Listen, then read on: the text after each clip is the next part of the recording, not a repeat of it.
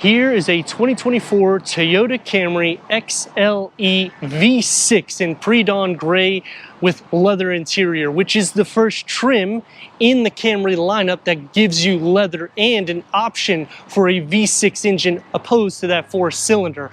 What else does the XLE provide? I'm Anthony from Hawkeye Rides. In the front, you're getting bi-LED combination headlights. That's going to be on all trim levels with 5.7 inches of clearance. To the XSE, and you'll get the sport mesh grille, where here you'll have the horizontal grille with the dark gray inserts. A way to distinguish the 4-cylinder from the 6 is going to start off on the exterior with the standard panoramic moonroof, gloss black shark fin antenna, and dual chrome exhaust tips. And the XLE will add blind spot monitoring to Toyota Safety Sense 2.5 Plus, which is a pre-collision safety. You have forward collision, rear cross traffic alert, lane departure, radar, cruise control, and sign recognition, and front and rear parking sensors with a 360-degree reverse camera with bird's eye view. And underneath the hood starts with the V6 3.5 liter on the XLE, or you can option a 2.5 liter. So you have 301 horsepower right here with 267 pound-feet of torque, all of which is paired to an 8-speed automatic transmission and achieving 22 mpgs for the city and 33 mpgs for the highway, which is 5 mpgs city and highway less than the 4-cylinder variant. 18-inch wheels. This is a dark gray finish, machine finished alloy wheels. Go into the Nightshade Edition and it's going to be black painted, and anything underneath that trim will all have alloys, but you'll have a 16-inch steel wheel for the LE. So you're going to be able to distinguish the differences between the trims, all of which have a McPherson strut front suspension and a multi-link rear suspension. But the one big problem that I have right off the top is 2025 is getting a full refresh. So should you option this, which is about $5,000 more than the standard 4-cylinder, but you're getting it fully loaded at the price that we have today, or should you wait for a 2025 model? No trunk lid spoiler, but if you option an SP with an XP package, you'll get a gloss black trunk lid spoiler with that package. It will also include red brake calipers and black aesthetics on the exterior, which it's only found in 5 states. If you live in the states, which is Alabama, Georgia, South Carolina, North Carolina, and Florida, you can option that. It's not gonna have that aggressive dual exhaust setup like this, nor the TRD exit, but it will make it a little bit more sporty if you're not wanting to go up to an XSE and get a sports tune suspension. Quick release going into 15.1 cubic feet of storage. Bag holders start off on the front.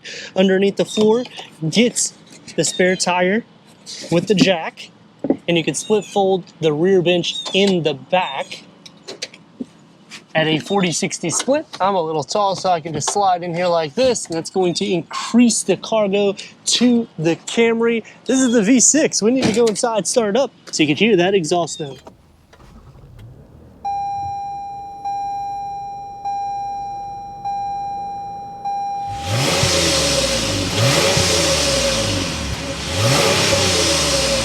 Ten-way power seat adjustment for the driver, leather seats, 8-way power seat adjustment for the passenger, heated and ventilated because we have the 360-degree camera that adds the ventilated front seats. The Nightshade Edition will get these soft tech seats, headroom and legroom. The driver focus setup starts off with the wood inlays that will go into the gloss black and the satin aluminum. Dual climate control settings is standard. A 7-inch touchscreen will be on the Nightshade Edition with 6 speakers. Option the 4-cylinder, it will have 6 speakers as well, but you'll get the 9-inch, whereas here we get the JBL sound system, 9-inch, and navigation. We have the bird's eye view, which is an option that adds the ventilated seats, which the button is right here on the driver's side. Apple CarPlay, Android Auto, Sirius XM, AM, FM, streaming Bluetooth audio with a full 360 camera, and you can change different camera layouts. Wireless charging pad, which is an option on the Nights Edition and under. 12-volt USB. Go underneath, and you got a hidden storage pocket and the key fob for the Camry. Leather around the shifter with 3 driving modes and auto hold, which will hold the brake for you when you're at a stoplight. It's going to be soft to touch, opens up to 2 more USBs and a deep storage pocket, leather wrapped steering wheel, multi-function, adaptive cruise control, lane keep assist, Toyota Safety Sense 2.5 Plus, 7-inch digital reader for the driver that can go through an array of settings and information, including a digital odometer. 4.25 will be on the Nightshade Edition and under. The door panel configures into the dashboard, keeping a sporty vibe. It's going to be soft to touch where it needs to be, 1 touch up and down for all the windows, and 2 bottle holders are carved out for the door panel. And because it's the V6, the pano comes standard. On the 4-cylinder, it will be an option with an auto-dimming rear view mirror. For the back seats, headroom and leg room with storage behind both of the front seats. The XLE starts with the air vents in the center, armrests with cup holders, and the door is going to have the same materials that's found in the front with about 2 beverage holders carved out. The floor is not completely flat, so we're going to slide in, and the rails are pushed up enough. You have plenty of feet space, so you're not going to be playing footsie, but in shoulder space will be shared a little bit because it contours inwards, giving more of a luxury sit. As for headroom, it's going to be a little bit more tight for anyone over 6 foot tall. 301 horsepower, that's always an exciting number, especially if you're considering the Camry, because this is what is unlocked in the TRD. The difference is the suspension, and it's lower.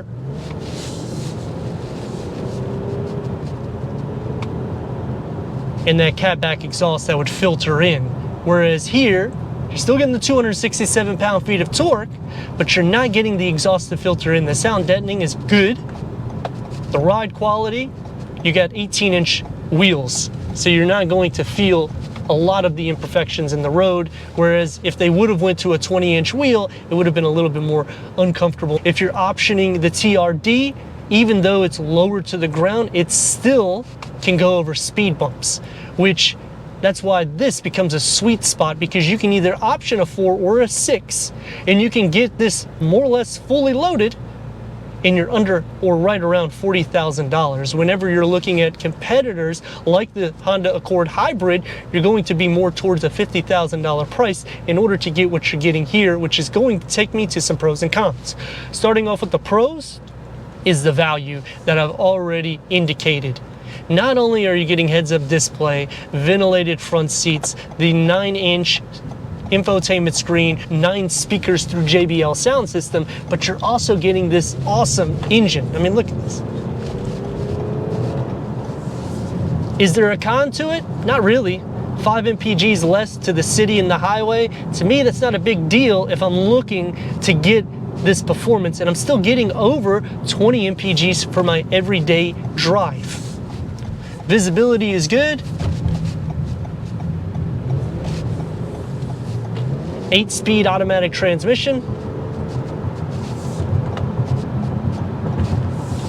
When I'm going into Honda, it's a CVT transmission or eCVT transmission. The back seat is comfy. The cargo capacity is more than enough, and even if you go into a hybrid trim, it's actually getting better MPGs than the Honda Accord Hybrid, which has been all refreshed.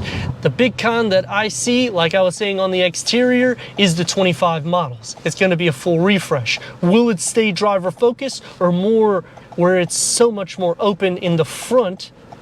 And will they keep this V6 engine alive? These are all questions in which we're not going to find out until it gets closer into delivery. And then this could become a gem, because you're getting 301 horsepower and you're not going to the TRD, and you're saving about $4,000 or $5,000 when you're considering the options in which we've optioned in this vehicle. Going back to some cons, the seat area where you sit is not as wide or as long. So going for a long journey, I could see you getting a little wore out because your knees are going to set up in the air. You also sit up higher in this than you do in the Honda Accord, but the way the windscreen is shaped or even positioned, it is pushed back enough so you can still see a red light even if you're right at the line, which is a good thing, because if you go into some Kia vehicles, you're not going to have that same ability. You'll have to go like this in order to see the red light, or green light in this case. Turn radius is about 2 in a part lane. Let's see that V6.